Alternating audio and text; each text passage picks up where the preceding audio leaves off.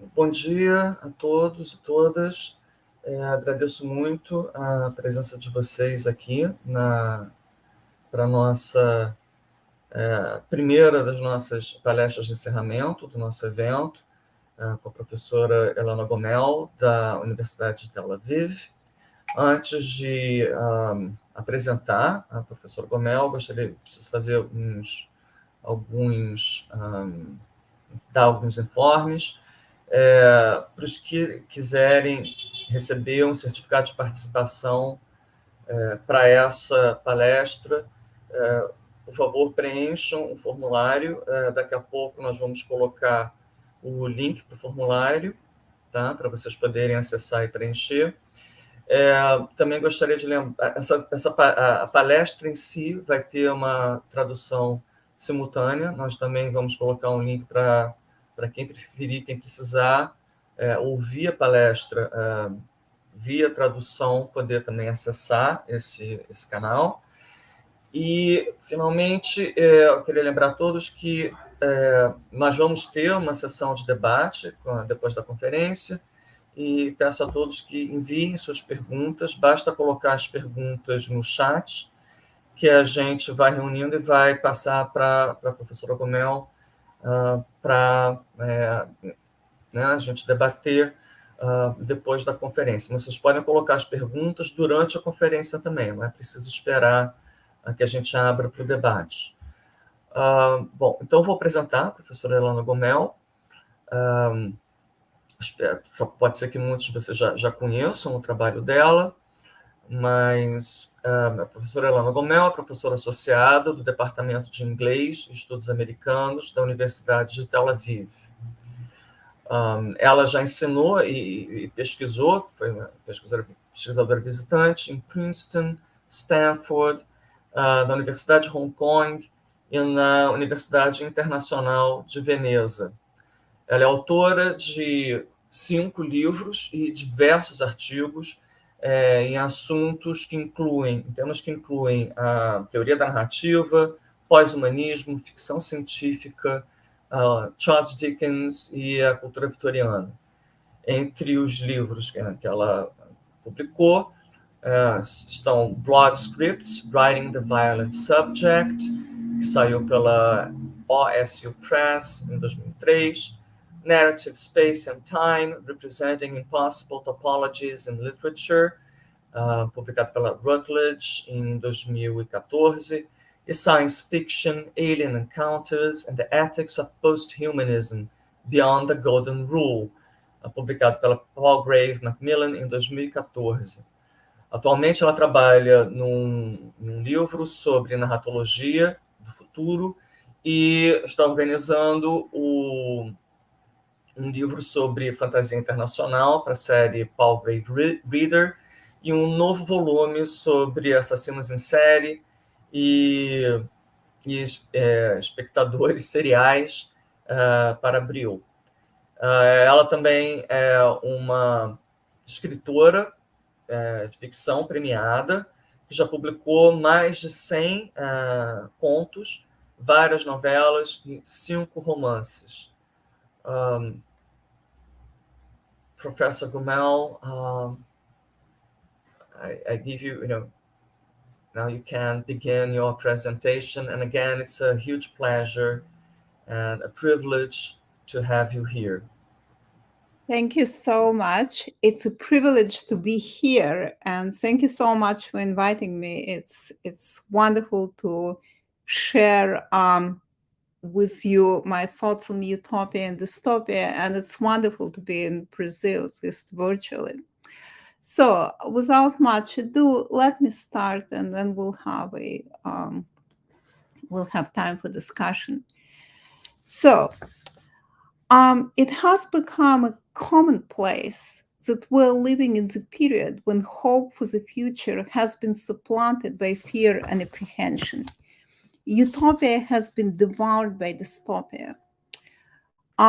In a blog post entitled "Is Our a Post-Utopian World?", Patricia Vieira writes, after enjoying great success and spawning a veritable avalanche of proposals for perfect societies in the centuries that followed, utopia has of late acquired something of a bad rap. What she means by this is that utopia was a dominant genre of speculative fiction for a very long time in the Western world. And it changed. And it has changed. And I'll talk about this change. And I'll also talk about why we should not unquestionably accept this idea that utopia is dead. Okay. She goes on in this article, she goes on to suggest that dystopia has become our dominant model for apprehending and representing the future. And dystopias of climate change, of technological collapse, and economic inequality. Her examples of those dystopian imaginaries are mostly taken from cinema and speculative fiction. And speculative fiction is what I will be focusing on today, and especially young adult speculative fiction. And the paradigm of what she calls politics of hopelessness is the Hunger Games and franchise. And everybody knows Hunger Games, so I don't need to explain what it is, but it's incredibly popular. And not just the Hunger Games as a series of books and a series of movies, but it has created a whole subgenre of young adult doom and gloom, and it has totally flooded the market. It has become so popular that among young adult genres, dystopias are outselling everything else. Now, before I go on, let me again specify that what I have said until now and what Patricia Vieira is saying applies specifically to the Anglophone hegemony, to the Anglo-American world. And the Anglo-American hegemony is not the whole world. So again, in my talk today, I want to talk to kind of problematize this easy idea that we're living in a dystopian or post-utopian, she calls it, world, and that it's very clear what dystopia even is. So, but let's go on. So there have been several socio-political explanations of why Western teenagers and adults alike are so fascinated by endless representations of disaster. So one explanation by Constance Grady, for example, she argues that young adult dystopias were initially a response to 9/11, and that the election of Donald Trump plunged the young adult book market into an even gloomier moment centered on teenage suicide. And climate change has loomed ever larger in scholarly explorations of dystopia. And the most famous literary dystopias in the last, say, 10 years or so are all dedicated to climate change. So Paola Bacigalupi's Water Knife and Kim Stanley Robinson's The Ministry for the Future are simple extrapolation into the near future of the climate change trends happening today. But again, the question I want to ask, and the question that I will be relating to throughout this presentation, are those really dystopias in the traditional sense of what dystopia is? And I have argued elsewhere that they are not dystopias, actually. They're limbotopias. In other words, they express not so much fear of the future as a fear of not having any future at all, of being stuck in the endless present. So traditional dystopias, such as, for example, George Orwell 1984, it's simply because everybody knows 1984 and it's kind of generic paradigm of dystopia. So traditional dystopias represent the future as profoundly different from the present. profoundly different because it's much worse in the present, but it is different. And it's also true of utopias. And this is the reason why preeminent scholars of utopia and dystopia, such as, for example, Krish and Kumar, who wrote a foundational book on utopia, argued that utopia and dystopia are in fact the same genre. If utopia imagines a radical transformation of both human nature and society, dystopia warns that such a transformation may be cruel, dehumanizing, and tyrannical. But both agree that history inevitably leads to a radically different world, whose contours will challenge our understanding of ourselves. This was the foundation of the last century ideologies, utopian, quote unquote, ideologies of the new man, such as communism and fascism. And those were utopian ideology in the sense that both try to imagine a world profoundly different from our own. And again, if you remember 1984, there is a famous debate between O'Brien and Winston Smith, in which Winston Smith basically telling him it's a horrible world you have created, and O'Brien is saying, no, it's a wonderful world.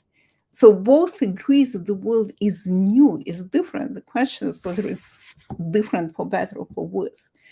But what we have today is not so much dystopia in this traditional sense as what I call limbotopia, which my co-author and I define as a genre of the present continuous, in which stale traumas of yesterdays are replayed with only minor variation, leading neither to a final apocalyptic collapse nor to utopian salvation. But basically things are getting worse and worse, but never get to the point where it all just ends, which is what traditional apocalypse is. Anyway, going back to the history of utopia and the utopian ideologies, this notion that history delivers a really profound radical change was shattered in the 1990s with the collapse of the USSR and other developments. And the foundational text for this shift from utopia/dystopia to limbotopia was a book which I'm sure most of you know. It's called The End of History and the Last Man by Francis Fukuyama, published in 1992. And he created a new paradigm in which instead of leading toward either paradise or hell, the historical process seemed to be stuck in the limbo of the eternal present. So that's why we called it limbotopia. So, and Fukuyama describes not just the passing of a particular period of a post-war history, but the end of history as such. And since then, Fukuyama, kind of qualified and changed his point of view and said, well, history has not really come to an end. But in a way it has, and obviously, things are happening all the time. What he meant by it is that it's not history as such that has come to an end, as our idea of history as being capable to create a radically, genuinely new world of changing, again, either for the better or for the worse, but creating something radically new. So, and he's not the only one. So, for example, in 2014, Hans Ulrich Gumprecht wrote this book called Our Broad Present, and he describes what he calls the chronotope of the broad present, different from the ever-shrinking and therefore imperceptibly short present of the historicist chronotope. The new present that continues to be our present in the early 21st century is one in which all paradigms and phenomena from the past are juxtaposed as being available and ready to hand. For this present, instead of leaving the past behind, is inundated with vastness, and at the same time, it's facing a future which, instead of being an open horizon of possibilities, seem occupied by threats that are inevitably moving toward us. Think of global warming as an example. And what he indicates here is that our perception of time itself has changed. So in the last century, time was seen as teleological, as leading toward something, a goal. And this is what utopia and dystopia are all about. Now, this goal may be paradise or hell, maybe millennium or apocalypse, but its time is leading. History has a directionality. It's teleological. And Gumbrecht and Fukuyama and a lot of other people point out it's not how we experience time anymore. And global warming is really important here, and I will talk about it a little bit right now. But for example, another book which makes the same point is by Douglas Rushkoff, which is called The Present Shock.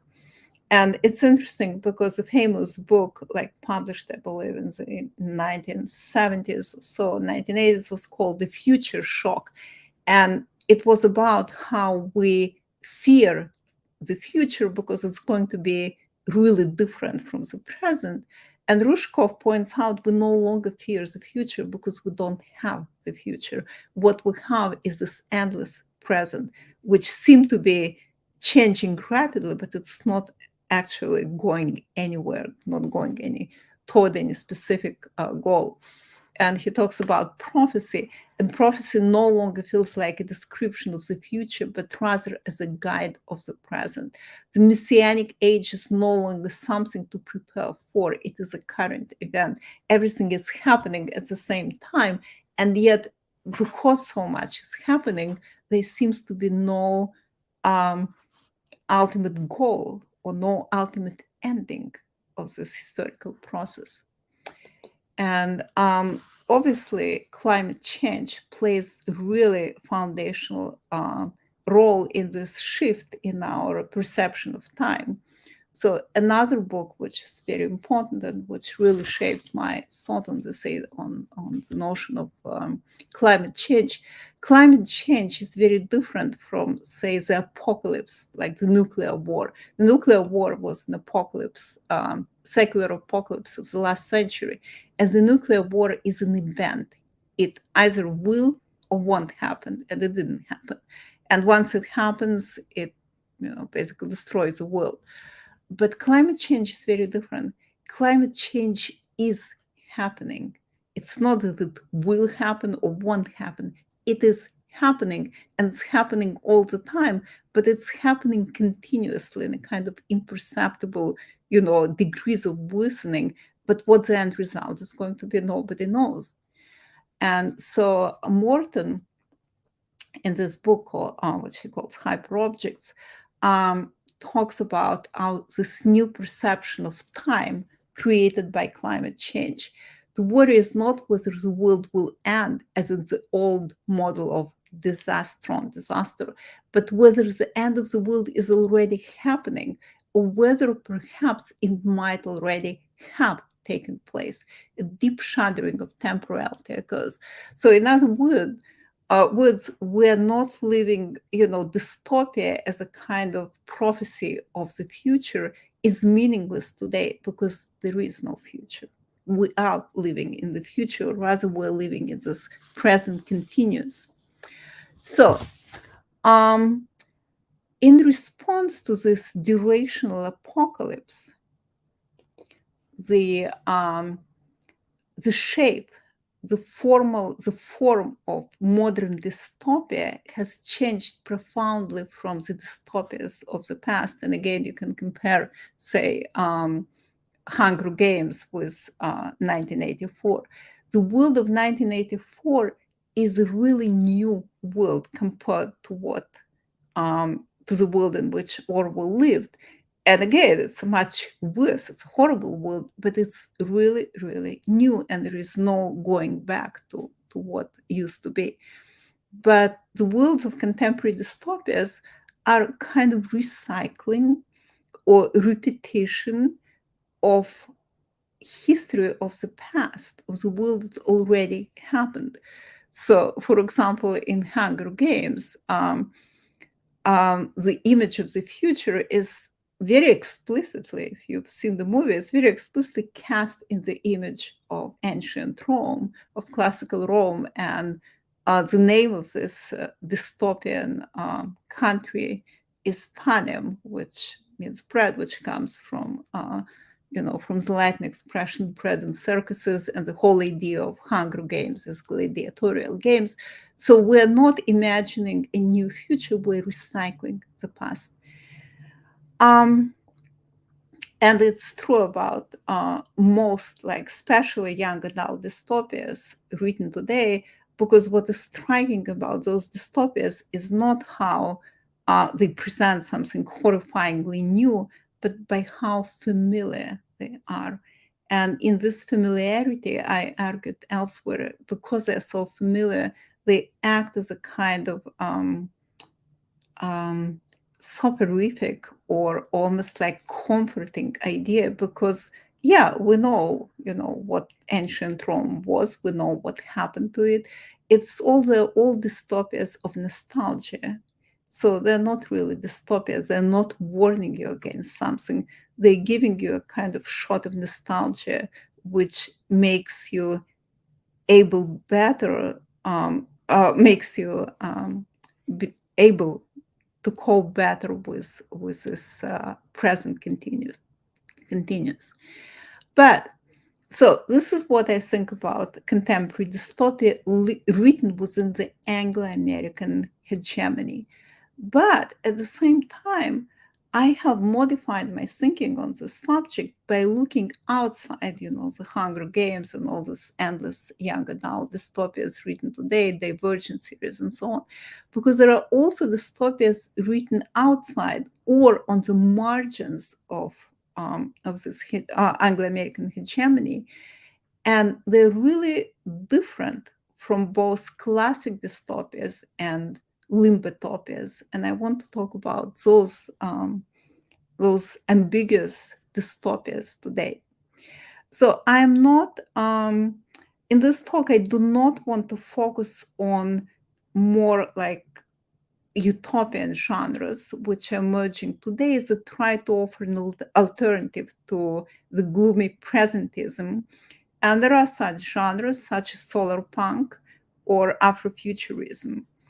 And those genres are, very interesting and very different. And there is a debate as to whether they're really utopias or limbotopias or something else. No, but I'm not discussing them today. I want to consider what scholars such as Tom Moylan called critical utopias or critical dystopias, texts which ostensibly portray a negative future, but which in fact suggest that the future may be different. Ambiguous dystopias argue that the end of history has been prematurely announced. The seemingly negative settings may be used to convey the sense of hope and renewal. And so this idea of utopia, critical utopia, was introduced in Moylan's book, and he describes it as not blueprints, but dreams, questioning the present and offering imperfect or impossible alternatives for the future. But he discusses specifically critical utopias. I want to look at critical dystopias. So texts which suggest not necessarily like warning about the horrible future that awaits us all, nor like limbotopias simply recycle images of the past, but try to create an image of something of the future that is really different from the present, and discuss whether this future is positive or negative, or whether this criterion of positivity and negativity even applies to the future. So, and specifically, I want to look at one setting within this critical dystopias, which is a city. And the reason for this is because obviously the connection between utopia / dystopia and the city is very long standing and very basic. So from Thomas Campanella, the city of the sun, to the self-designation of the USI as a shining city on the hill, various utopias presented themselves as projects of urban perfection. And famous book by Le Corbusier, The Radiant City, the idea of a city, the city as a locus of utopia. Other utopias, to the contrary, were hostile to the very idea of urban living, seeing it as an epitome of industrialization of capitalism. Contemporary dystopias often inherit and exaggerate this hostility to the city, representing it as a cruel capital of Hunger Games or the fractured city of the Divergent series. But there are critical and ambiguous dystopias, often written on the periphery or outside this Anglophone hegemony, that explore both the threat and the promise of the city. So in what's left of my presentation, I will briefly address three texts, which are what I would call ambiguous or critical dystopias, and all three use the city as the main, not just the setting, but the locus of the exploration of what history after the end of history may look like. So the first one is very famous. It's by Channing Mieville, it's a novel called The City and the City. It was published in 2009, and it was made into a Netflix, maybe BBC series. But I'm going to talk about the novel. Even though Channing Mieville is a British writer, but and the novel is written in English, it kind of positions itself very much outside the mainstream of utopian/dystopian discourse for various reasons. Channing Mieville is an iconoclast in his political views and in his writing. And so this book to me seems to epitomize this idea of critical dystopia. So the novel takes place in two cities, Bejal and Ulcoma, and they're superimposed upon each other like a double exposure. Bejal police inspector Theodore Borlo describes the everyday reality of the denizens who need to learn unseeing the other city. And it's a really beautiful description. And this is a slide from the TV series in which you can see how it works. So the cities actually exist in the same space, but they're superimposed upon each other. And people who live in the city have to train themselves to unsee the other city. So he describes how in the morning, trains ran on a raised line meters from my window. They were not in my city. I did not, of course, but I could have stared into the carriages. They were quite that close and caught the eyes of foreign travelers. So this urban space of this novel is fragmented by cross-hatching, in which the two cities impinge upon each other in complex ways, but the space contains two very different social, political, and psychological universes. The cities are very dissimilar. Bejal is a kind of Eastern European city modeled after Budapest with Cyrillic-based language, shabby and economically depressed. Ulcoma is a kind of avatar of Istanbul, prosperous, architecturally striking, and quasi-oriental. To sustain their respective identities, each city introduces a particular modality of perception in its citizens. So the inhabitants of Bejal and Ulcoma regard each other as foreigners, speak different languages, and have completely different mental geographies of their respective cities. They learn to unsee and unhear the other city.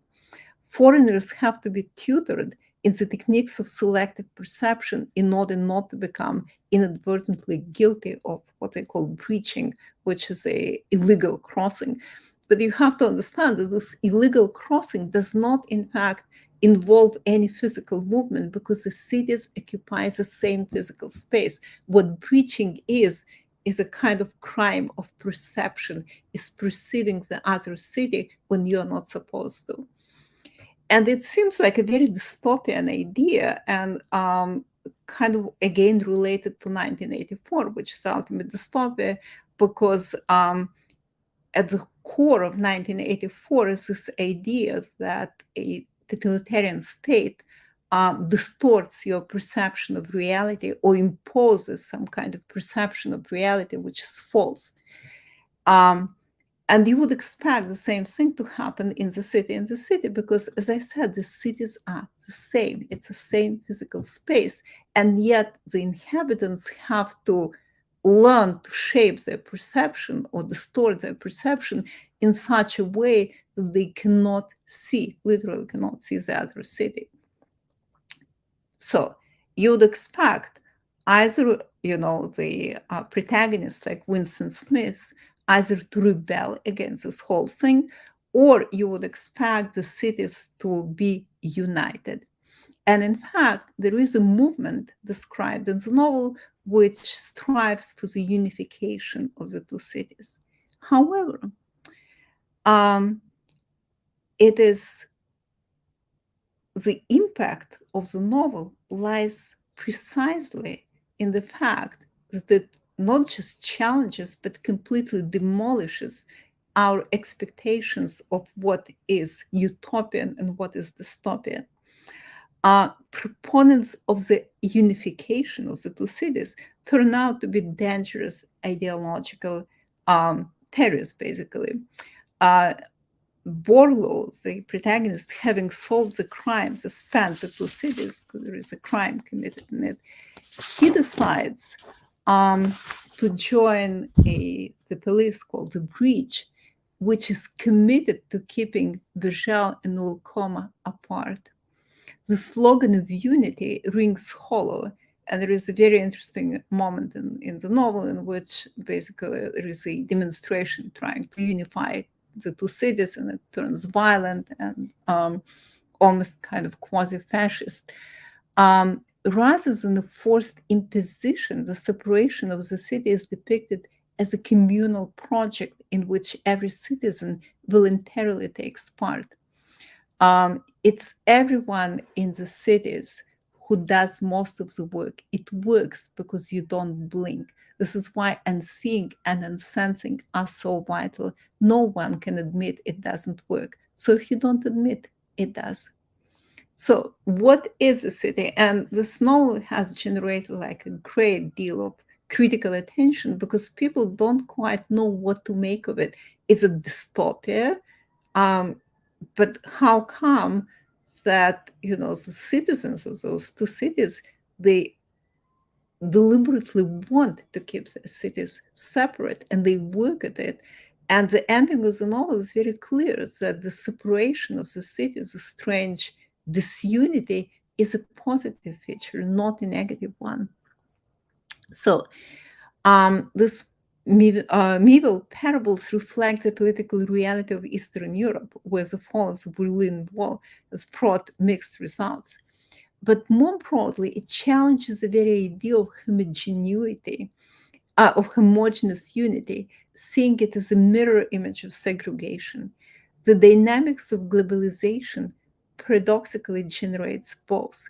Global cities become more segregated along the lines of income and race, while at the same time becoming more alike, with a glittering shopping mall selling the same international brands, with one is in New York, London, or Shanghai. The new unification of Virgil and Ulcoma would result in the same pseudo-cosmopolitan bluntness, erasing their unique cultural and historical identities. By identifying with the Breach, Borlo commits himself to the inherent heterogeneity of urban life. The Breach is a liminal zone with its potential of rebellion and renewal passes through the mind of each and every citizen.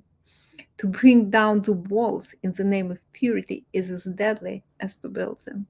So this is very ambiguous and very critical dystopia. In fact, I'm not sure it can even be called dystopia. It's not dystopia in a traditional sense because of its very unexpected ending and its valorization of this disunity, of this perceptual distortion. And yet at the same time, it's not exactly utopian. It's critical, ambiguous dystopia. And it ends up on this note of the future is open. And it's a future which is built by the citizens of the city and the city in every moment of their lives. So the second novel I want to discuss very briefly is called Central Station.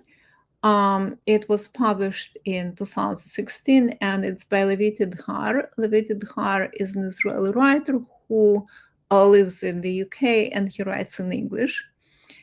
So again, the novel itself is sort of marginal and in interesting way. And the novel itself, apart from everything else, what it is about, represents a space of heterogeneity and cross-cultural interaction just because of who Levi Tidhar is.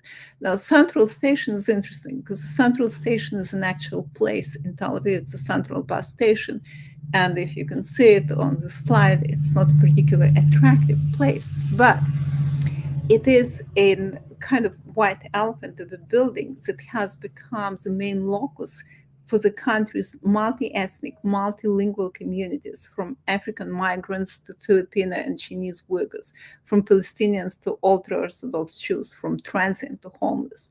But in Tidhar's novel, so it does take place in the Central Station, but it also in Tidhar's novel, it becomes a spaceport hub. And its population includes, in addition to everybody already talked about, also genetically enhanced humans from all over the solar system, self-aware robots, mysterious semi-divine others, and cyborg warriors, leftovers of military conflicts in the Middle East. Station itself, Central Station, is not just a stupendous building, but it's also a portal into the universe as a whole, because, as I said, it's a spaceport, but it's also a kind of cyborg body within which post-human children are birthed in genetic clinics where bits and pieces of human DNA are spliced with data. The station is a greater entity where the flotsam and jetsam of multiple fractured histories come together to fuse into a kind of hybrid whole. This is the actual Central Station, as you can see it today, and that's a quote from the novel. Here, deep outside, on-site, the secret places of its body, the children had congregated, heeding the call of the station. The children, its children, summoned into it, those burst in the clinics, not entirely human, not entirely other, but something else, something greater than the sum of its part. And to me, the whole novel is about this something else, about heterogeneity, about disunity, just pretty much like the city and the city. And yet here, both heterogeneity and disunity and chaos and complexity are positive values, not something to be afraid of, not something to run away from, but something to embrace. If the Zionist ideal of the State of Israel is that of the melting pot, where differences merges into the sameness of one national identity, the space of Tidhar's Central Station is that of the palimpsest, the layering and intermingling of identities, languages, and histories that coexist in a precarious but sustainable balance. And in this sense, it's very much like the city and the city, in which the space is a sort of space of different histories that come together and that clash.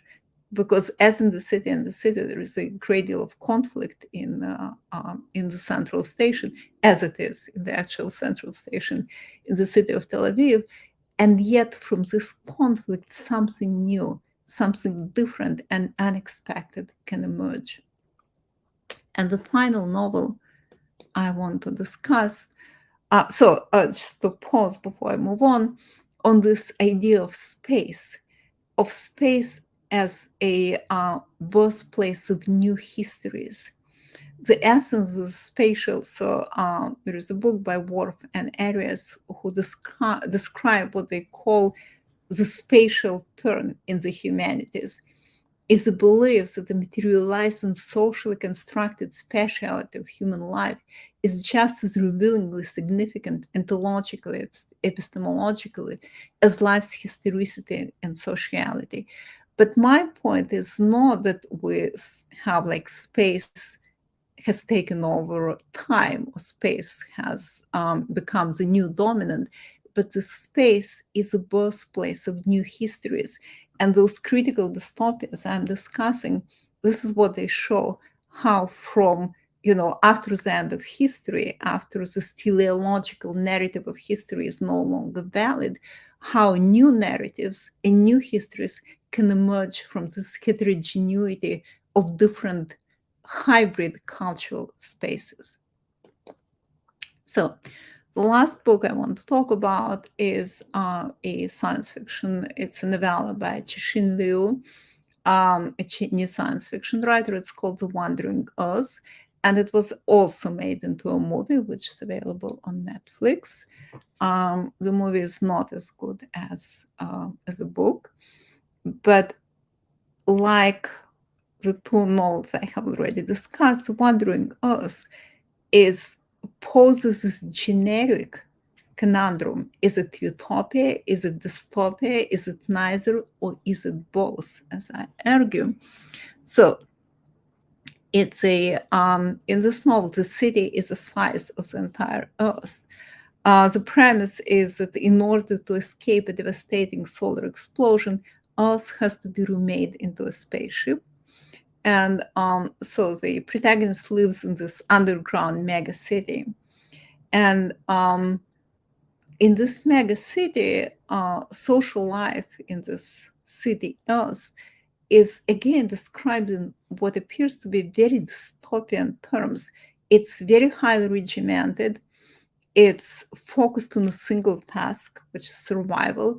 It's sort of tightly policed. The punishment for any kind of social infraction is death. And the way it's described is, sorry. So in this day and age, the threat of death and the desire to escape overrode everything else. Nothing but the more current updates on the solar state and position of Earth could hope to move us or even hold our attention. This hyper-focus gradually changed the essence of human psychology and spirituality. So with its strict political control and laser-sharp focus on collective survival, the Earth City appears as a grim dystopia. And again, it has those very explicit echoes of 1984 of a police state. But it turns out that the novella is in fact a kind of utopia. Rather than designing a perfect society, Cixin Liu's create an image of transitional space en route to a brighter, if unpredictable, future. And the last novella ends with a kind of utopian dream, which is not reality yet, but may become reality or may not. In my mind's eye, the three golden suns of Alpha Centauri, because they are going to Alpha Centauri, rise above the horizon one after another, bathing everything in their warm light. The solid atmosphere has melted and the sky is clear and blue again. Seeds planted 2,000 years ago sprout from the soil, breathing new life into the earth. So, like the previous two novels I discussed, this novella combines both a kind of dystopian nightmare and a utopian dream in a dynamic balance. Neither is the ultimate end of history, but both are possibilities. And by creating this dynamic tension between those two possibilities, and by creating this space, which is a space of possibility, which is a space of heterogeneity, which is a space of both hope and despair and violence and striving, because all three novels are also very violent in kind of interesting way.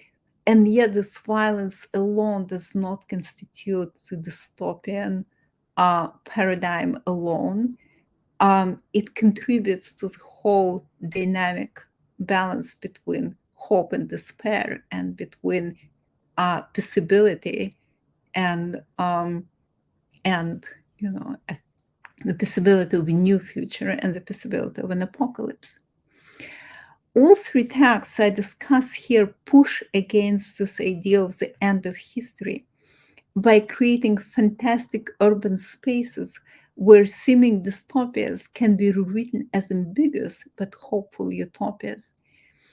And they're all different from each other, and also different written within different cultures. But all three converge on the notion that the end of history is, in fact, simply a new beginning. Thank you.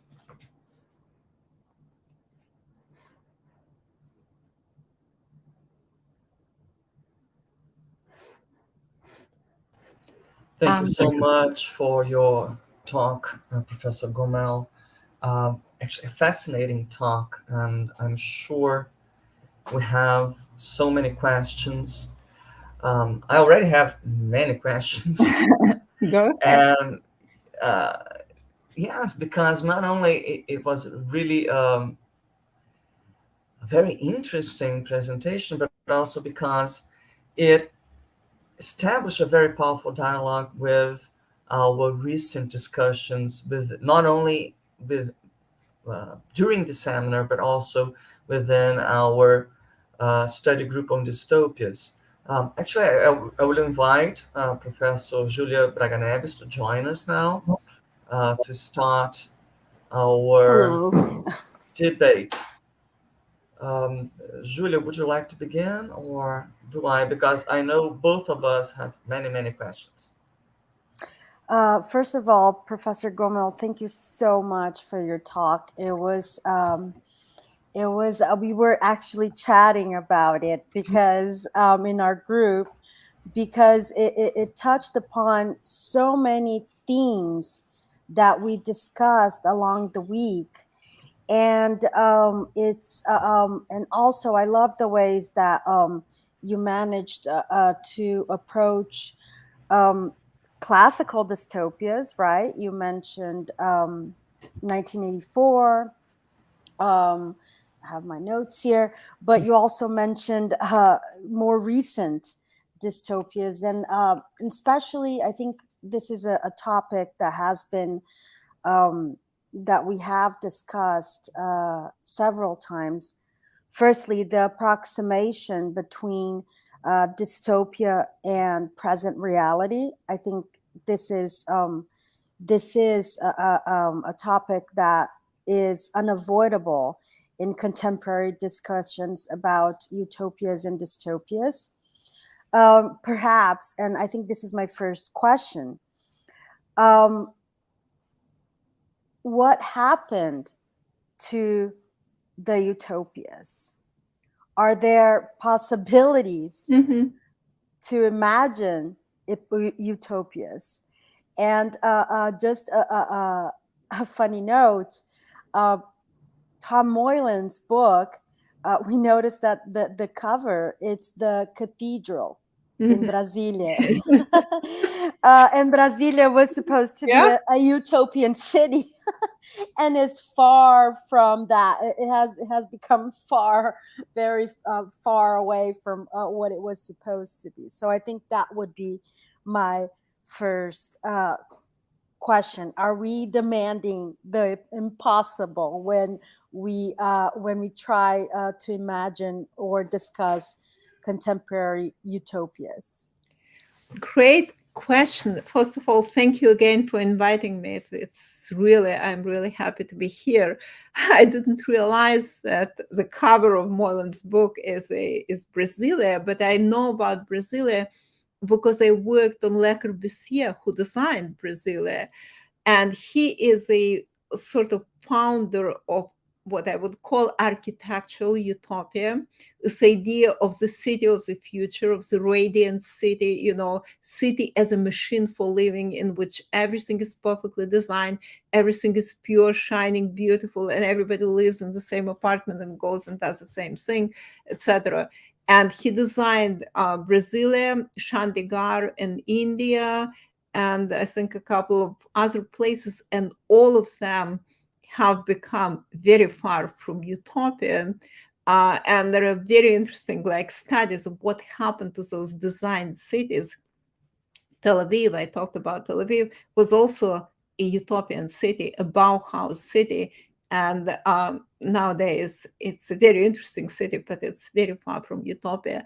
So my answer is this: no, utopias as they used to be in the 20th century are no longer possible, and good riddance, as far as I'm concerned.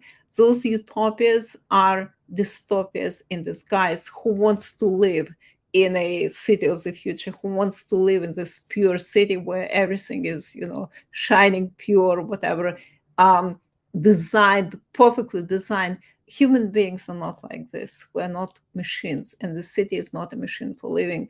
And it's not an accident that all utopian projects of the last century ended very badly in different ways, some in horrible violence, some just ended.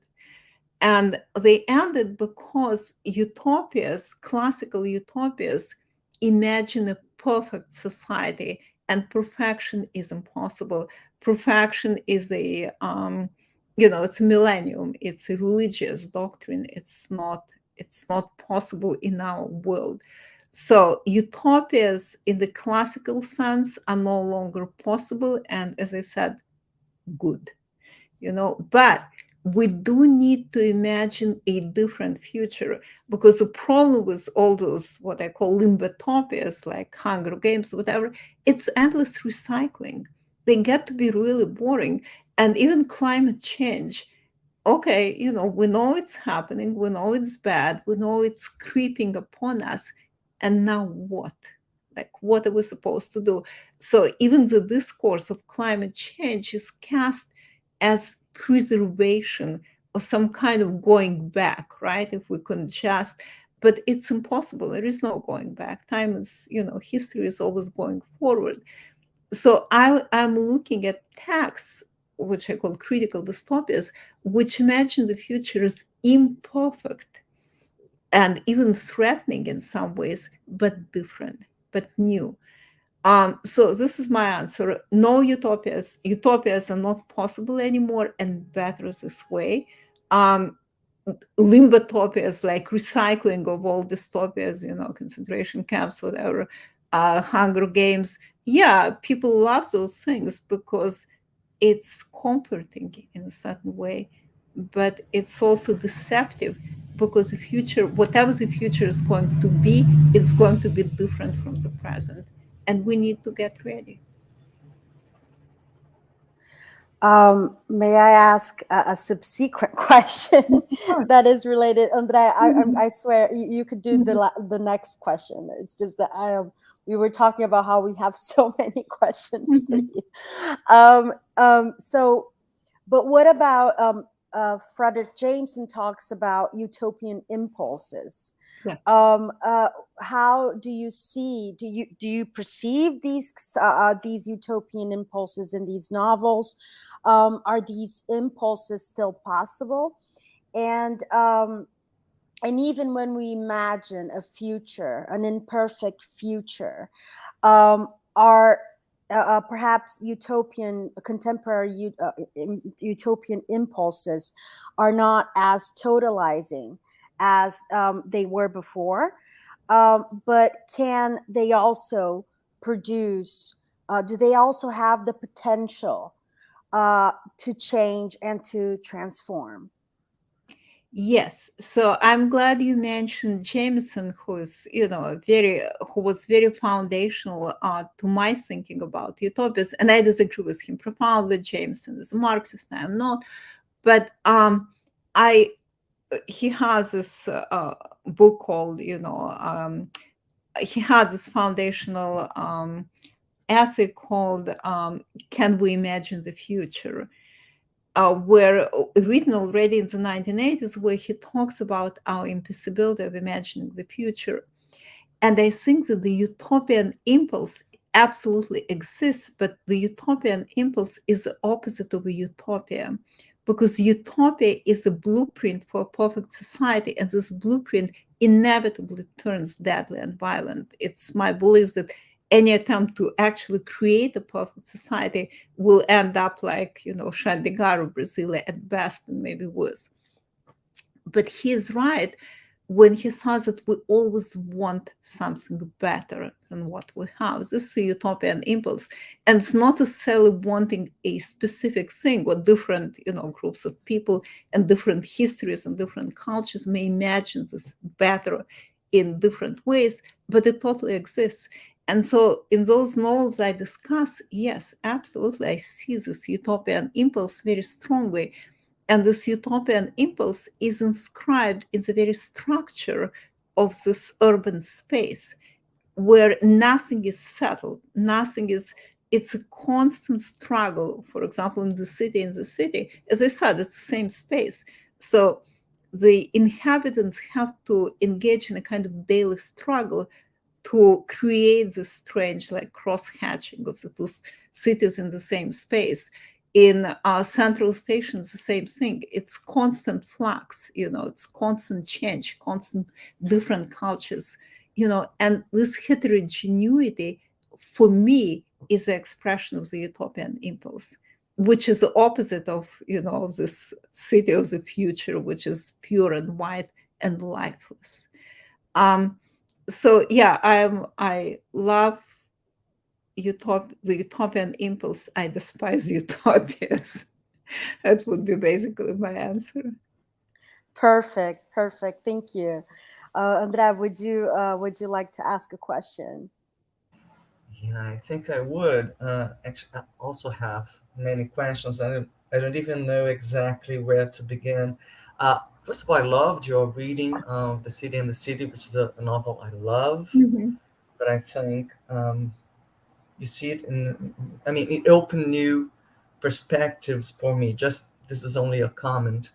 I was wondering though, we came across, of course, this Mm-hmm. idea that the future is unimaginable, at least a radical future, a future that is radically different from the present. And well, this is sort of an assumption that we work with in dystopian studies or utopian studies or even political discussions on the present. And I wonder, I just wonder, so I would like to have your opinion on this, if that notion is itself culturally, in a sense, culturally specific. How far this describes a perspective, again, from the Anglo-American hegemonic or European hegemonic societies, and I wonder how far it extends to other cultures, especially those on the margins, who don't live the same, let's say, the same reality of neoliberal, advanced capitalist societies, and who have other concerns, for whom history is pretty much alive and going on. No, totally. And this is the main critique of Fukuyama, because his idea was, okay, not that history ended, but our narratives of history have ended because we have achieved this, neoliberal consensus, and this is what's going on. But he didn't take into account that this neoliberal consensus is only a consensus within a very narrow or very kind of limited slice of humanity. And totally other cultures have very different ideas of history and never subscribe to this consensus in the first place. So This is why, for example, I'm very interested in Chinese science fiction. And I just barely scratched the surface of Cixin Liu. And he's not the only one. There are many interesting Chinese science fiction writers. And in Chinese culture, the perception of history is very different. The perception of temporality is very different. It's not a monotheistic culture. It's not hasn't been influenced by this biblical narrative of the millennium and the apocalypse, which is very deeply ingrained in European and Christian cultures. And they imagine history in a very different way. And I'm not even talking about marginal, and China is hardly a marginal, player on the world stage, but it is a culture with its own, timeline and its own idea of what the future may or may not be.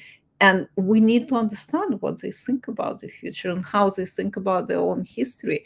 And talking about like marginalized communities, even within the West itself, obviously for them, history may not have even begun, let alone ended.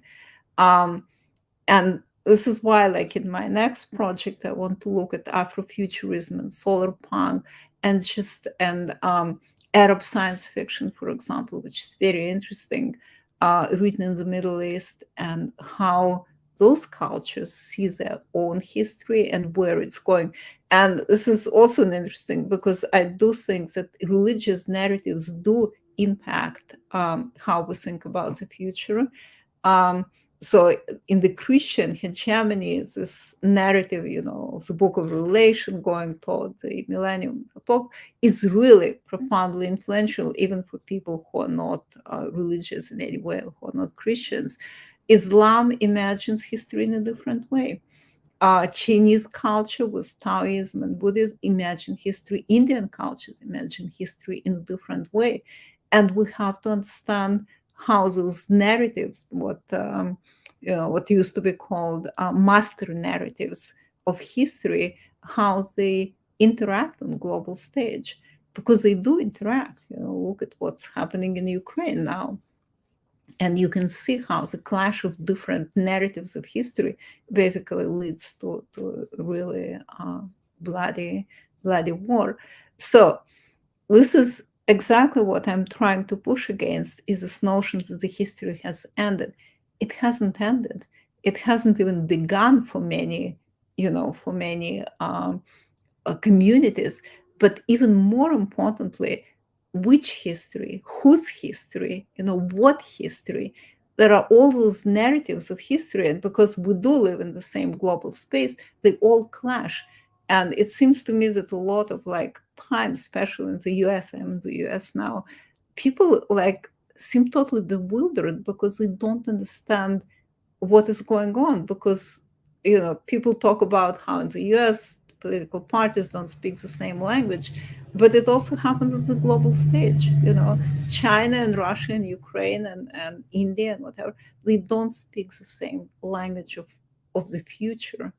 So yeah, I'm totally with you. And this is why all I'm trying to do in this project, another project, is to push against this notion, oh, history has ended. No, it hasn't ended.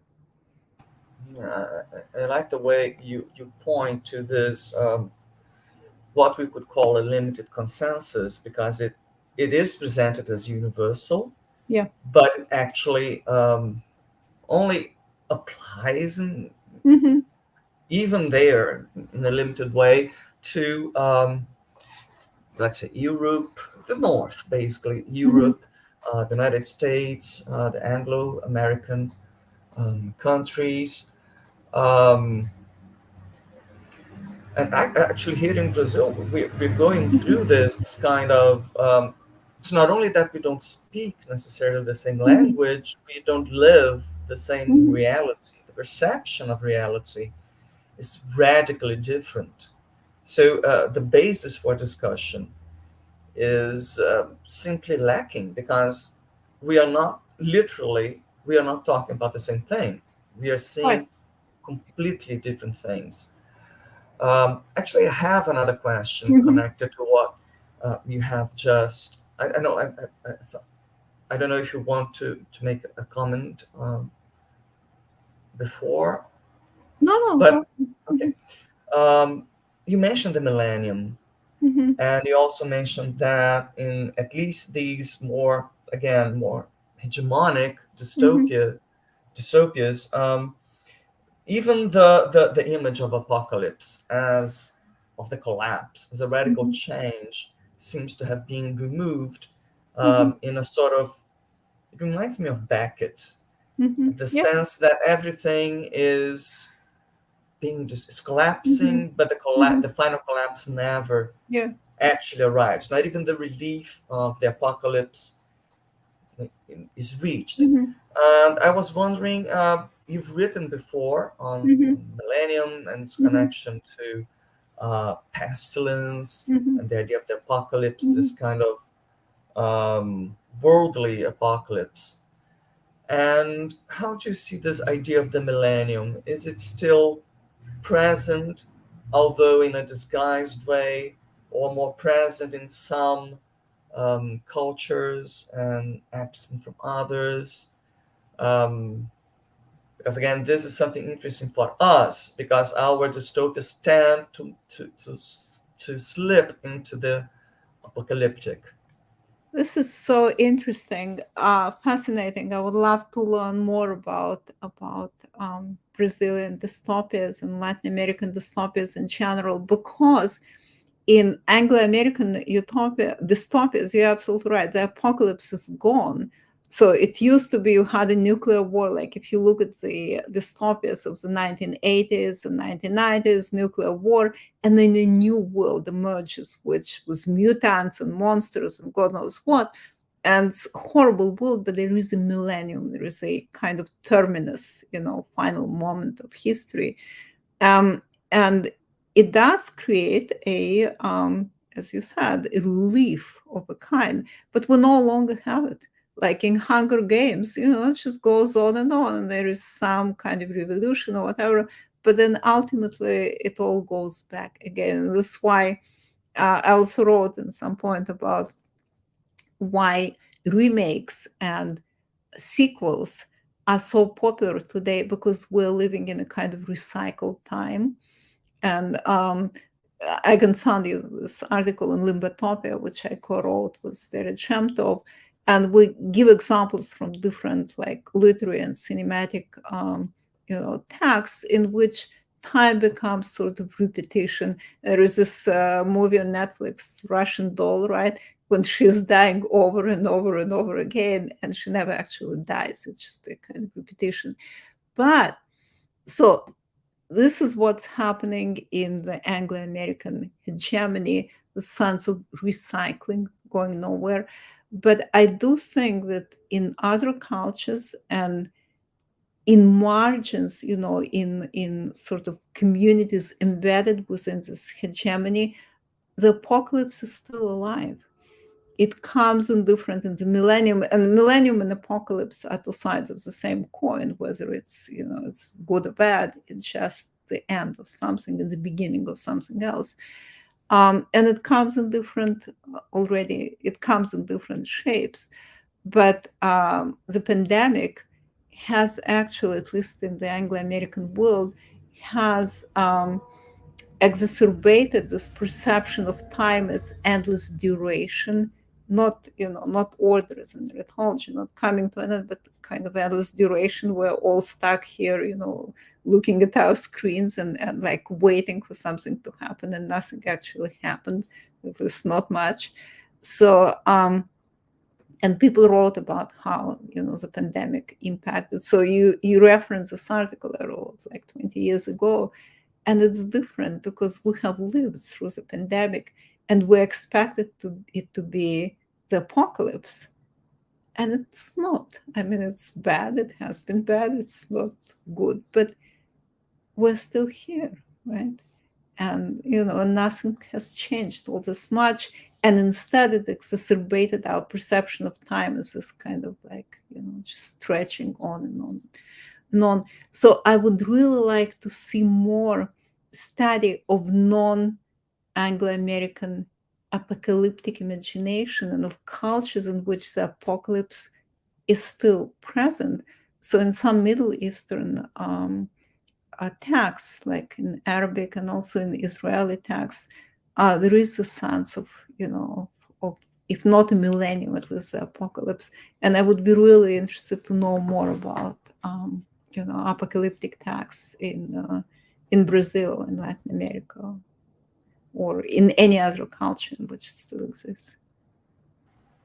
Yeah, actually, a comment I can make right away is that it seems to me that the sense of history, there's also, again, I think in Anglo-American apocalyptic fiction or post-apocalyptic fiction, there's a sort of paradox between a return to a state of nature, a recreation of an imagined state of nature, but at the same time, a drive towards the future.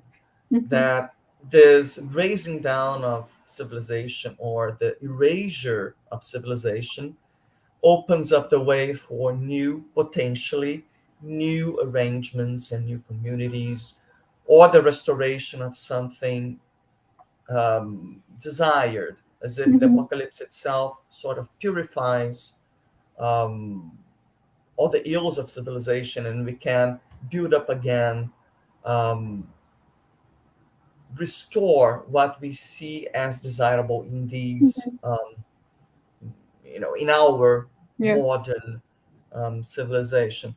And here, I think that both here in Brazil and in some Latin American post-apocalyptic fiction, I was actually talking about this in my presentation yesterday, there's a return of the past, but it's not simply nostalgia.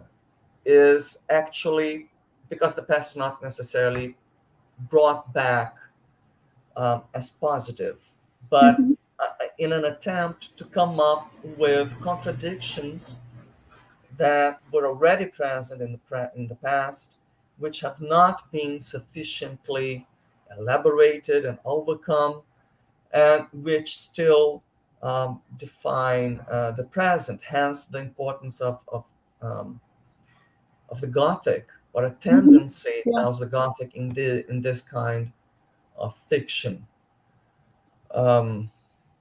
There was a question here somewhere. Let me just, while you're thinking about the question, let me just say that it sounds totally fascinating, and it's a bit similar to what happens in Russia. I speak Russian, I can read Russian. So because the collapse of the USSR was such a traumatic event, and after it, like, there was no time to really, it was like a period of forgetting when people just didn't want to talk about it or just wanted to forget. And now in contemporary, like Russian, speculative fiction, like Pelevin, it's all cast in a kind of Gothic mode, haunted by the past, which cannot even be articulated exactly. It's like ghosts, come and go, but those are not individual ghosts, but ghosts of the past, for which we cannot name, because Pelevin in the sense is very interesting because he started writing, in the Soviet period, and his work spans this entire, and it's very clear that he's just kind of trying to articulate the language to talk about the past. And he's not very successful. I don't really like him all that much, but he's trying to do something, because no culture, no. And to me, what's happening politically in Russia today is very much a kind of result of this forgetting and the desire to recreate the histories that never existed, and the empires that never existed. So I think it's interesting. I think you're right. In the Anglo-American hegemony, you have this idea of let's just, bomb it all out of existence and go back to nature, which never works, but it is, it's this pastoral impulse. Let's go back to pastoral, but not in cultures in which history itself is under, is under erasure in some way, because it has never been properly narrativized or properly articulated. And so the Gothic, I think, is very interesting, genre here. So your comment reminded me of the question I had buried somewhere, which is precisely this. You mentioned the search for a language to narrate the past, and also you pointed the connection between language, narrative, and history. And I was wondering if you could discuss this a little further in how, because this is, again, this is something that interests me especially, and I see this very much present in much of our post-apocalyptic fiction, which is putting into question how to narrate the past, how it relates to personal memory and collective memory, how it relates to foundational myths.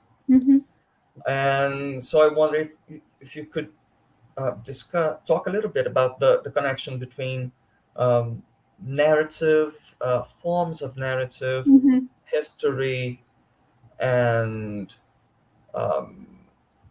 apocalyptic and dystopian fiction.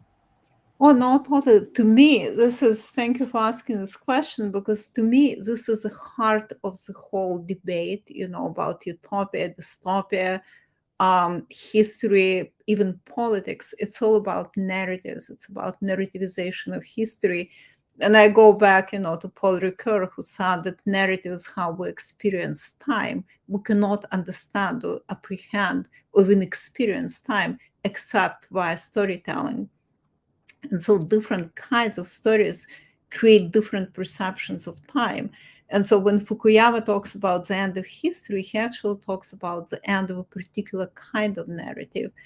And this is a narrative of, Marxism, and the narrative of Nazism, and the narrative of fascism, and the narrative of progress, which is a teleological narrative. History has a goal. It goes somewhere. It goes towards a millennium. And ultimately, to me, it's just basically the, Christian narrative of the millennium, of the final judgment, whatever is the Book of Revelation. But this is teleological narrative, and it's no longer valid, at least definitely not in the West. But it's not the only kind of narrative. And this was Fukuyama's mistake. He thought that this is the only kind of narrative via which we can experience time in history, and it clearly is not. I'm not even talking about the fact that in the East, in China and India, they have their own very different, not just different narratives, but different forms of narrative. Not teleological, maybe more cyclical, maybe more, whatever. And I don't want to sound like totalizing, because China is not one thing. It's also a very complex culture and has its own, counter narratives and so on. So I don't want to resort to stereotypes. So my only point is that different cultures and different subcultures have different narrative forms, not just different narratives, but different genres of history. And those genres, still exist. And one of the problems for the West, I think, for the Anglo-American, and you can see it very much in the US today, they have lost not just the narrative of history, but the form of narrative, because the millennial narrative no longer applies. They realize it. So how do we tell the story of what's happening? And so this is why I'm looking at, different cultures in which, and again, not just what they say about history, but how they say it. And this is this is why your mention of the Gothic was so interesting to me, because I would like to look at Gothic history, or history as Gothic, and what kind of historical narrative we would create. or history, utopias and dystopias are also historical narratives. And my point was precisely that utopia/dystopia is in crisis now because it no longer works in our, with our culture. So I think this is like totally, it's going to be, the project I'm going to work on the rest of my life is how we tell history. We will have a lot to talk about later. Definitely. Julia, would you like to ask another question? Yes, I would. Yes, so this is actually a point of your talk that was that really interests me, because I am currently working on starting a project about the representation of history in dystopian fiction, contemporary dystopian fiction. And I loved how you put it, that the future no longer serves as a prophecy. Well, it serves as a prophecy, but the prophecy of the future is a guide for the present, right? Yeah. And I think this is I was wondering if in the novels that you mentioned, and especially the Chinese and the Central Station, which is produced by an Israeli author, if these narratives, do they somehow challenge the paradigm of history as always pointing to the future? And do they? How do they challenge that? Right? And is it possible to think upon the representation of history in these novels as perhaps a way to somehow move history, separate history from the notion of progress? I see. First of all, thank you. And your project sounds fabulous, and I would love to see it, when it's done. Okay, yes. So let me start with Central Station, because I'm more familiar with the milieu. And it's a very interesting novel, and Levitin Har is a very interesting writer. You may want to, and since he writes in English, you can all of what he writes is available. And he has a very kind of complex love-hate relationship with Israel and with Zionism. And he was born in Israel. He speaks Hebrew; it's his mother tongue, but he writes in English, and he lives in the UK. And so Central Station is both a critique of this narrative, ideological narrative of Zionism. But the narrative of Zionism is an utopian ideology, but it's a very interesting utopian ideology because it envisions the future as the recovery of the past. So, the Jews go back to the promised land and we create a new future. It's not a religious ideology, incidentally. Zionism is purely secular, but it does have this notion of history as a kind of circular progress in which we recover the past, independent Israel that was stolen or taken away from us. And the Holocaust plays a very important role in this narrative because this is the apocalypse. The apocalypse has happened, the genocide of 6 million, it has happened. And we are now, so the state of Israel, at least initially, represented itself as a kind of millennium, post-apocalyptic recovery of the initial, of the past. But Central Station challenges this narrative, but does not totally repudiate it. What it does instead is to create a kind of multiple futures just as it creates this multiple spaces within the central station, and I've been to Central Station, it really is like the total opposite of Brasilia or the city. You go there, you never come out, you'll be lost forever. But it's so the futures, all of the futures relate to the past in some way. And the Holocaust is really central to Tidhar. He wrote several novels about alternative history, about the Holocaust, about the creation of the State of Israel. So yes, so it's a critique of this totalizing narrative of Zionism, but not exactly a repudiation of it. It's the idea of creating multiple futures that in some way incorporate or bring back the past, or different pasts, not a singular one, but a different pasts. So here in Tidhar, it's more like multiplicity of the past and multiplicities of the future. And in Liu Cixin is a little different. It's very strange. He's a very interesting and very kind of complicated writer, and his perception of history is very different. And it's both inflected, I think, by Chinese culture and history, but also by Marxism. He's a communist. And so in The Wandering Earth,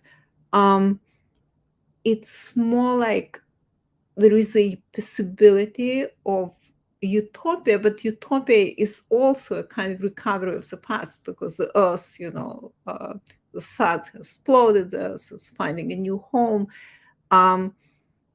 But it's not as like, he doesn't valorize heterogeneity and multiplicity in quite the same way as Tidhar does. And also for him, it's not so much about the recovery of a specific past, as it's more like pastoral, what you said, Andrea, about erasing like the civilization and starting from the beginning. So it's more cyclical view of history than in Tidhar. So Tidhar, in this sense, I think is more interesting because he's grappling with this whole idea of the future's recovery or recovery of the past, but in a different way from mainstream Zionism. Can I ask one more question? Sure. We have questions from the public, but Andrea and I are just so excited, and your talk was so amazing that I think we have so many questions. And then it goes back to temporality, right? Mm-hmm. This I think what you mentioned in Limbotopia, mm-hmm. This being as this kind of a narrative that is stuck in an endless present, which is something that I mentioned in my talk yesterday, in the novel that I presented, because it is a Brazilian novel that in which, it's also set in a pandemic, but one of the possible consequences of the virus is that the person completely forgets the past. So it's interesting because there is a notion that there is no past and no future. So yeah, I think it was your talk was very enlightening to some of the questions that I asked myself yesterday.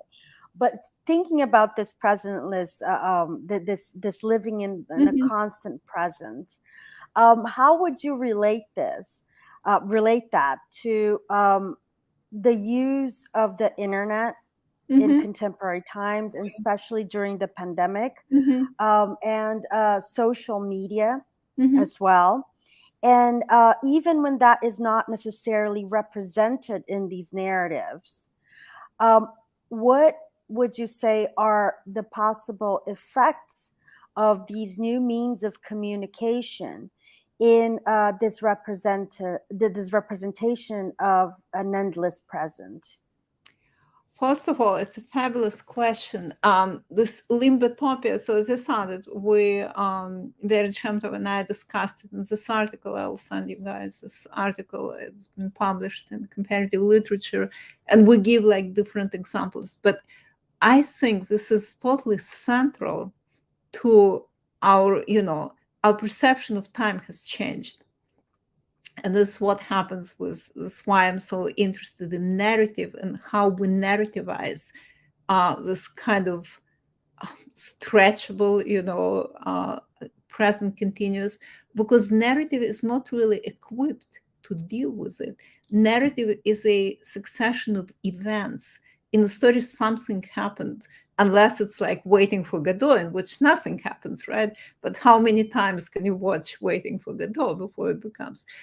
But the reason why our perception of time has changed is exactly what you said. Now, we don't discuss it in our article because we focus on how this new perception of time is reflected in actual narratives, right? So when you have to write a story, how do you write a story in which nothing happens, or nobody understands what's happening, or there is no ending and no beginning? But I do think that the internet and social media are totally fundamental, because it's everyday perception, and we're living in this endless present. And even now, we're talking to each other, we're in different time zones, we're not inhabiting, and yet we inhabit the same present. As for the pandemic, I refer to it very briefly, but books, I think, at least I read a couple of articles about how perception of time has been negatively influenced by the pandemic, because, as I said, bad things happen, but it's not like the pandemics we imagined 20 years ago, when the virus and zombies and whatever. Actually, zombies are a good example of the kind of stretchable time, because zombies are like this, they come, they die, they come back, and they die and they come back. But in any case, no disaster really happened, disaster, as Morton puts it. I think the internet and the simultaneity of the internet is absolutely foundational in how our perception of time has changed, and it cannot be unmade. And we are here, we're stuck in the social media no matter what. So the question is, what do we do with narrative? What kind of storytelling can we create? And I think that this fashion for sequels and serials and so on, it's a pathological response to it. And remakes, I can no longer watch remakes, because, like, give me a break, I want something else. But yeah, I know there are several social psychologists who work exactly on the psychology of the kind of presentism which we're talking about. Interesting. No, that's fascinating. Yeah, and I was also thinking, when you said about recycling narratives and sequels and so on, remaking narratives that already exist. Fan fiction is so popular right now. I know. Yeah. It's amazing. A student of mine wrote like a whole wonderful research, and she went into this archive of our own. I tried to look into it, and it's like, give me a break. I have better things to do with my life. But you're right, it's incredibly popular. And again, it's a kind of pathological response to this, loss of, I won't say loss of time, but loss of narrative of time. Yeah, it's exactly the same thing. Yes, I also have. Oh, sorry, Sorry. No, I was just going to take up on that, because we discussed a book by Jonathan Lethem called The Arrest, which everybody hated because it was very repetitive, very boring, and I was trying to defend the book and try to okay, but see, but I think it's interesting precisely because of that, because it's very disappointing in terms of narrative. I don't know how far, I feel very ambiguous about this book, about this novel, but because I wonder how much of that is intentional and how much of that is a failure. But I think it's interesting because it's a failure in terms of narrative. Because actually, the book's about this. It ends with the character who represents, it's post-apocalyptic, but a character who represents telling stories and seducing people through his stories, locked up in retro futuristic atomic car on the top of a tower. He's there in his cabin, and someone goes there every day to read him a very boring account written by another character, and throwing this account to the winds, and nobody listens to him. It's a total failure of any possibility of narrative. And the novel itself, in its structure, it's a novel in which, again, nothing really happens, and there's no compelling, let's say, world building. And it ends in this very concrete representation of the failure, of the breakdown of narrative. Wow, this is so interesting. But again, I kind of understand your students, because there is a difference between novels you want that are interesting to think about and to write about, and novels that are interesting to read. Like, this novel sounds like something, like, honestly, I wouldn't want necessarily to read for pleasure, or wouldn't get any much pleasure, because I like, stories beginning, middle, and end, and like bodies happening, corpses or murder, or something exciting. But it sounds like a very interesting novel to think about. So I like The City, and The City is one of the few novels which I really enjoyed reading. Like, really, it's a fabulous novel. But I also enjoyed writing about, because very often I write about novels which I didn't enjoy, I think are really bad, or think like boring, whatever. But they are important as cultural symptoms, because they reveal something about the world we live in. So yeah, I would love to read your take on this novel, but not necessarily the novel itself. Yes, no, you're absolutely right. I mean, I think it's fabulous what you just said about novels that we read because we are interested in what they're showing, and not necessarily because we enjoy them. And I think that's when you're working with contemporary literature, especially.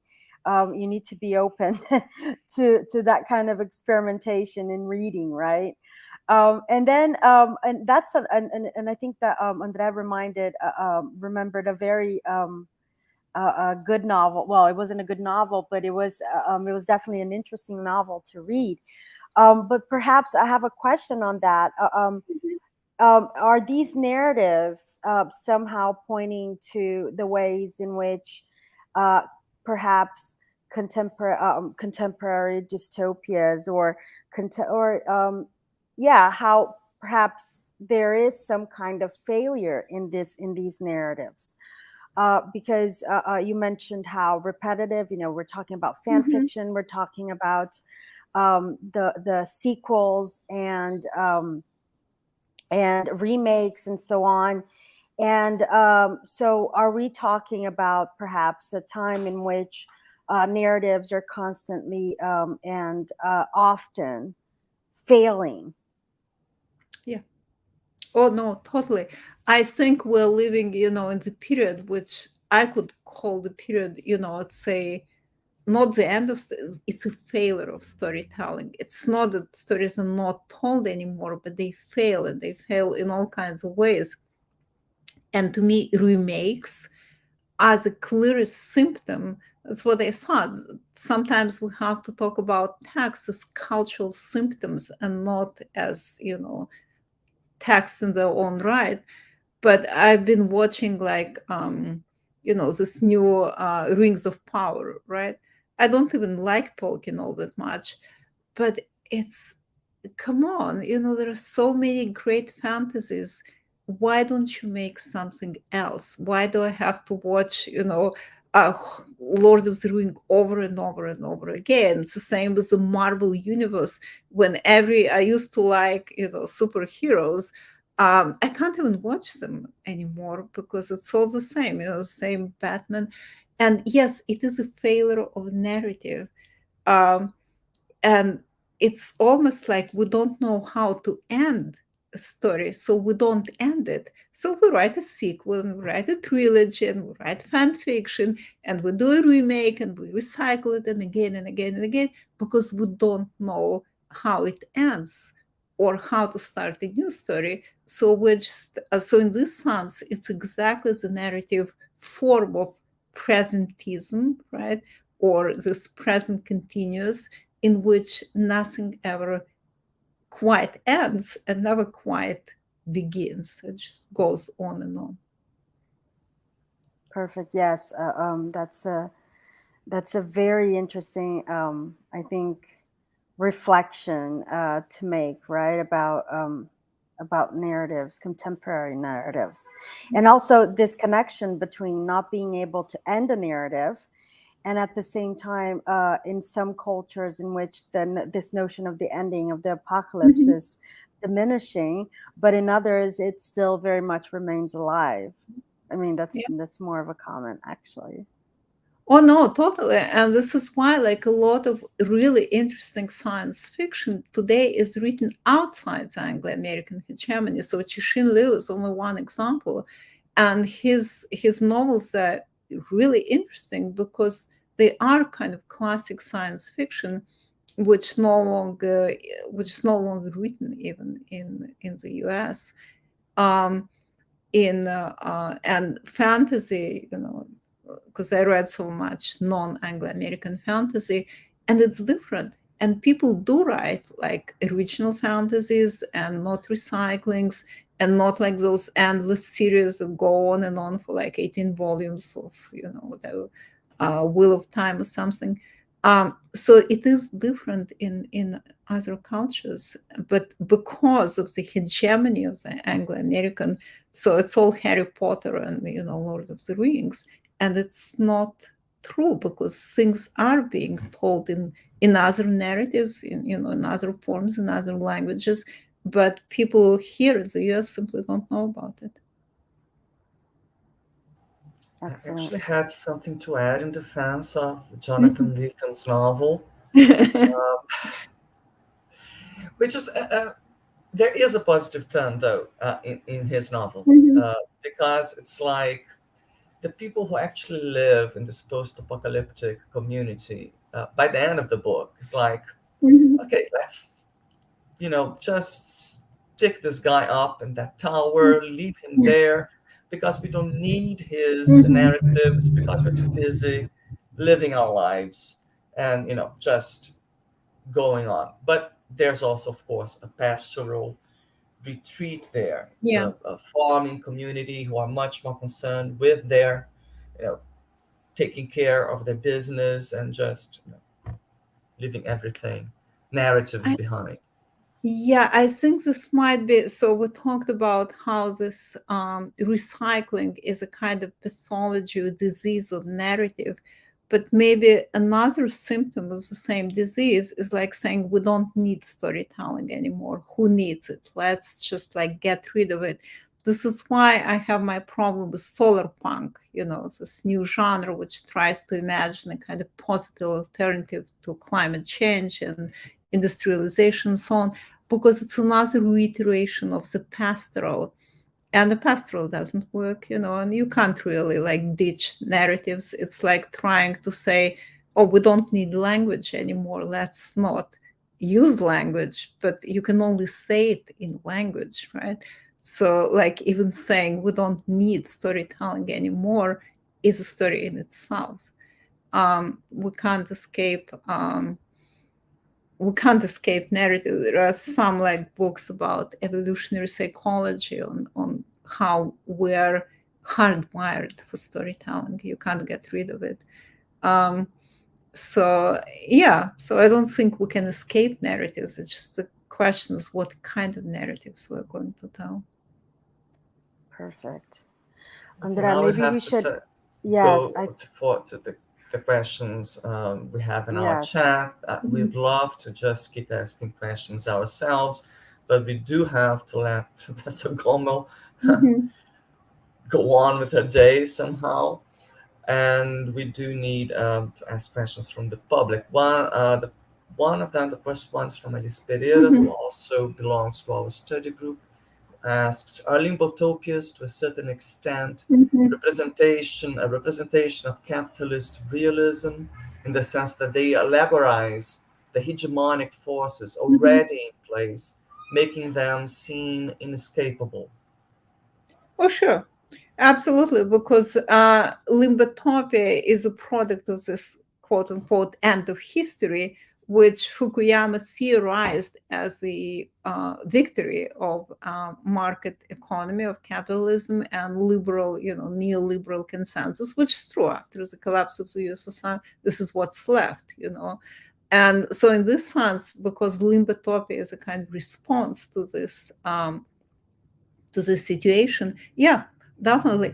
I don't think allegory implies a kind of intentionality, in the sense that allegories are often intentional. The author really tries to deliver a very specific message in a very, wrapped up in a kind of representational form. I don't think limbotopias are intentional in this sense. It's not that people who write limbotopias as thinking about market capitalism, but again, they're a kind of cultural symptom of the situation in which we find ourselves. We have another question from Natalia Lopez, who's also a colleague who is working now, a researcher at the University of Chile. And she says, thank you very much for your wonderful speech. I would like to know, what role do negative affects play in these critical dystopias, and the possibility of imagining the future or overcoming the catastrophe? I mean, how these negative affects could lead to a way of imagining the future. That's a really great question. I would have to think more about it, but like off the top of my head, I would say that dystopia, by definition, creates a kind of negative effect. It has to create an effect of rejection, of fear, or something. And to me, it is integral to, to this ambiguity and the critical impetus of those dystopias, because it delivers a kind of shock in which the possibility of something else and something new is open. I'm thinking about The City, and The City, it's a violent book. It's about a murder investigation. There are, crimes committed and so on. It's not pastoral. It's not supposed to, soothe you or anything. It does create a negative effect, but I think what critical dystopias are trying to do is to use this negative effect in some way to deliver a shock to the reader's system, and to, we can go back to Shklovsky's idea of defamiliarization. And so negative effect might be a strategy of defamiliarization, forcing you to look at the things from a different perspective. And again, it's a kind of opposite of the pastoral in this sense. So I think it's actually a really good question about the role of negativity and violence and fear in utopias, and critical utopias / critical dystopias. Thank you. Thank you so much, Professor Gomel. Would you like to add something, Julian? Yes, actually, Natalia actually touched upon the topic that I was going to ask about as well. You talked about, and I promise this is my last question. And we will let you go. I'm really enjoying it. Okay, good. Yes, Natalia's question was a really good one, because it touches upon what you were saying about how many contemporary dystopias tend to work actually with the effect of familiarization Mhm. instead of the estrangement and defamiliarization that is so typical in classical dystopias and also in Gothic literature, right? So how are these? How do you think these, in a way, these negative effects are how are they touching the reader? How are they arriving? How does the reader receive that if they don't have that kind of defamiliarization? Great question and very complicated and very interesting. Again, I would love to see your research on that. But yeah, I would say that especially like young adult dystopias, quote unquote, limbotopias, are familiarization, not defamiliarization. They're familiarizing the situation, and they act as a kind of like, Marx call it whatever religion, opium of the people, right? So in this sense, it's like opioids of the imagination, because instead of challenging your imagination, they just, again, like Hunger Games, we know you don't even need to read the books. We all know about ancient Rome and like bad people and whatever. Its repetition itself becomes a kind of soothing activity, which we all know. If you had kids, you know how kids can be soothed by doing the same thing over and over again. And yeah, and I consider it to be very problematic and actually very negative kind of effect. But a true negative effect, which is fear and shock and violence, whatever, in this sense, it seems to me positive, because it's necessary to create defamiliarization. Defamiliarization, by definition, pushes you out of your comfort zone and forces you to perceive, things differently. So in this sense, Gothic to me is a much more utopian, quote unquote, genre than those limbotopias, because it forces you to think, it forces you to experience something, often via, violence and fear and horror and claustrophobia.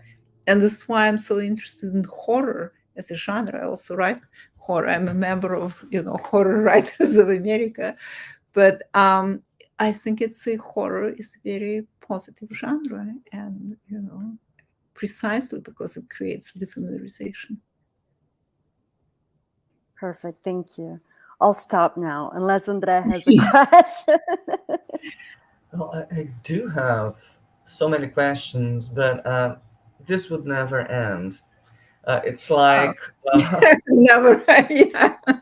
the permanent present without Yes, the the endless possibility of present. apocalypse, which actually exists because my internet can just crash at any time, which would be Okay. truly apocalyptic.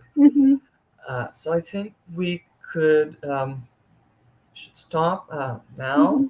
We don't have any other questions from the public at this moment, and really, I cannot thank you enough, Professor Gomel, for accepting our invitation and for the wonderful lecture, and also your generosity,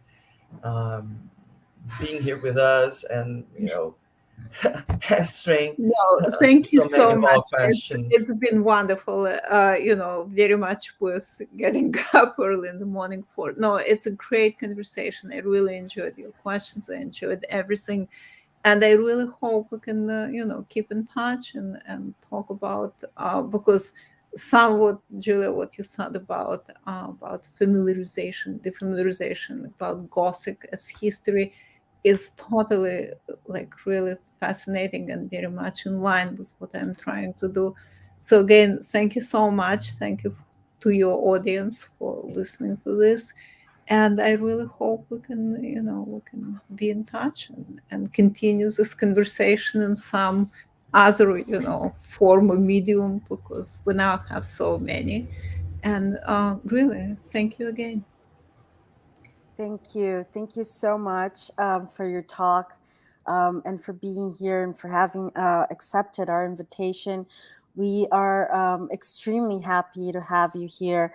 Not only you, but Professor Bacalini, the authors that we invited, and our public. It has been such a pleasure.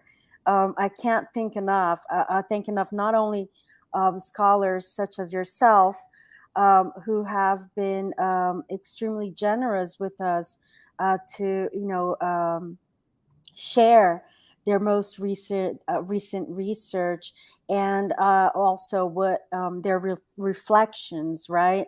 So it has been extremely enriching, and it is what encourages us to go on with our research and not be too, let's say, too disappointed or frustrated with permanent catastrophe and dystopia.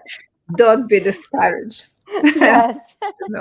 So thank you so much. And I would also like to thank our public and, of course, our group for being here with us. Natalia, Alice, I think Barbara was also here, and of course Pedro and Samuel, who have been behind the screens, and of course our interpreters, who were translating Professor Elana Gomel's talk into Portuguese.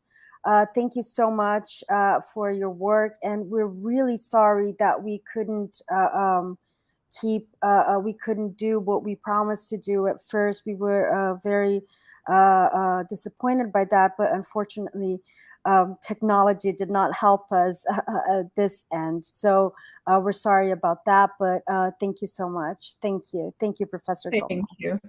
Thank you so much. Thank you, Julian.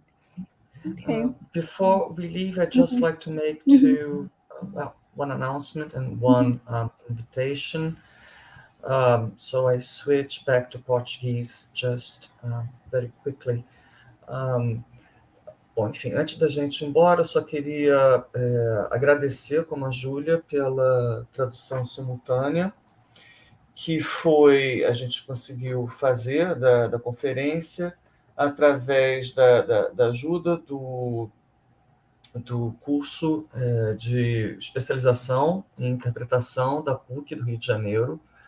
Então, agradeço muito a Rafaela Quental, que coordena o curso, e as tradutoras que fizeram, né, que trabalharam nessa